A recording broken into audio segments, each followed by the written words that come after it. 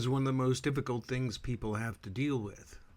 The clock is always ticking, and we wonder where the time went. Well, you actually have an app on your phone, the Stopwatch, that can help you with that. And what's very interesting about the Stopwatch is that it allows you to control your mental state and to achieve your goals. And that's something we'd like to explore right here, time management. That's something that each of us strives to do with our planners, our journals, and everything else, and plan out the tasks and actions that'll get us towards our goals. But let's try this new tool, the Stopwatch. The Stopwatch technique is best used for tasks and actions on a smaller basis, these little incremental steps that'll get you towards your goal. So you should have figured out what your goal is and the sub-goals. For example, you might have a business and want to deal with ideas for the business, the opportunities, the plan, the structure, etc. But in the smaller parts, what you want to do is break down those sub-goals into smaller tasks and actions. And that's the first thing to make everything manageable. You can use a lot of different kinds of systems for breaking down these steps. Some people use Post-its, some people prefer a checklist, others would like to actually use cards, 3x5 cards. I use those all the time right here for my daily tasks and how I can break them down. And sometimes I like to change it up, try different things. And that's one way to actually keep the mind lively and to have a system as well. And again, it can be a system, but what you want to do is be able to change it, have fun with it, and engage with it. And I think that's a very important aspect of accomplishing your tasks and goals in a fun, engaging, focused manner. The goal is to build things step by step so that as you make this climb all the way up, you also get the emotional satisfaction of checking these little steps and tasks off your list.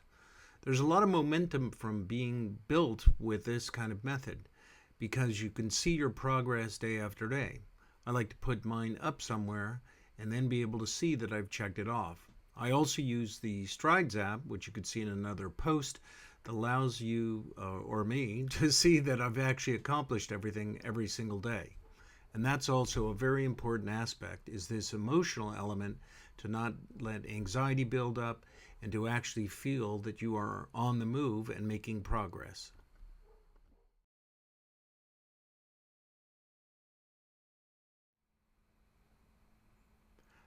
A useful technique like the Stopwatch is the Pomodoro technique. While this is named after a bunch of tomatoes, I don't know where it actually started with that idea, but it uses an app on your phone, similar to the Stopwatch, where you go about 30 minutes and then you take a break for 5 or 10 or whatever you'd like to do.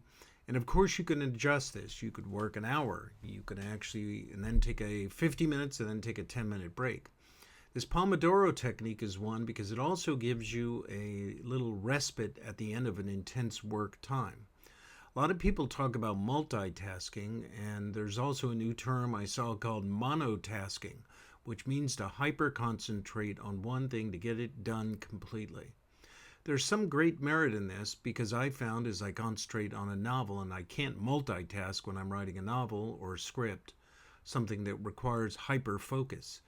But the ideas also come at me much faster. They spill out of me because I think all these neurons are connecting and allowing me to take this intensity and to really build on it. It's like building up momentum when you're pushing a car. It starts off a little difficult, but as you rock things back and forth, and that's what you're working on, pretty soon you can move the car along and get it off the road or get it started. One thing to do is to leverage Parkinson's law. And you may wonder, what is Parkinson's law? Well, that means if you are given 2 hours to write a report, you'll take up those 2 hours. You'll also take up the full hour. If you give yourself 1 hour, you'll do it in 1 hour. Or you might come up with the report in 30 minutes if you give yourself 30 minutes. In other words, compressing the time allows you to get the same work done. You will expand the work to whatever time is allotted. And that means that you'll go at a slower pace, embrace distractions and procrastination and everything else. So this law is meant to put you under pressure to focus and to get the work done in the fastest time possible. You can actually test this out. Give yourself 30 minutes for a particular task that you think might take an hour, and then actually force yourself and discipline yourself and command yourself to do it in 30 minutes. See if you can accomplish that. You might hit the mark at 37 minutes or 41, but it's not the full hour you thought. Incorporate gamification in your efforts. Now, that's one way to do it, because if you make it a game, it becomes fun. And I think beating the clock, much like Jeopardy, where you have to tag in before you actually can give the answer in a certain period of time, or something similar, beating the clock is a lot of fun. And trying that with your mind, remember, you're shifting your mental state to saying, I can accomplish this goal in this amount of time. No interruptions, no disruptions, no procrastination, etc. Just a lot of hyper focus. The benefit is that you are actually working the muscles of discipline, focus, intelligence, and intensity all at once in using this technique. The best thing to do is to try out this technique with the stopwatch. Give yourself some modest tasks that you want to do and accomplish quickly, maybe ones you've been putting off. Then you'll verify that it works and use it and bring that to higher level of tasks that you'd like to accomplish for your greater goals and destiny. Good hunting.